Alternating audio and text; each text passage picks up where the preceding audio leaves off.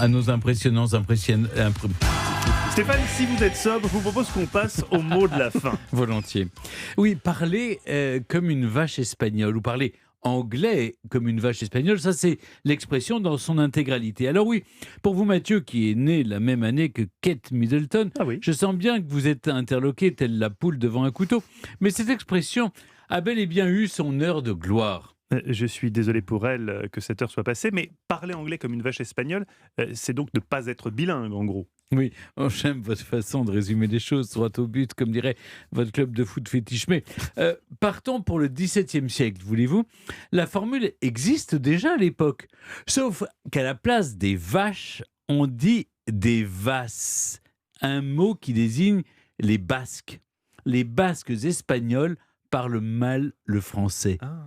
C'est donc une façon peu élégante de se moquer des montagnards des Pyrénées qui passaient la frontière pour accomplir les travaux agricoles saisonniers.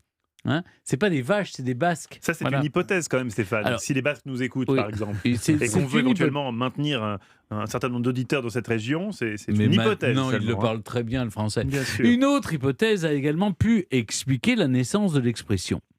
Il ne serait pas question de vache, mais de basse. Un mot qui désigne une servante. On parlait de bassoteuse pour parler de femmes de condition médiocre.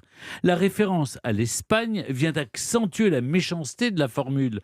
On disait payer à l'espagnol quand on rouait de coups la personne qui venait réclamer l'argent qu'on lui devait.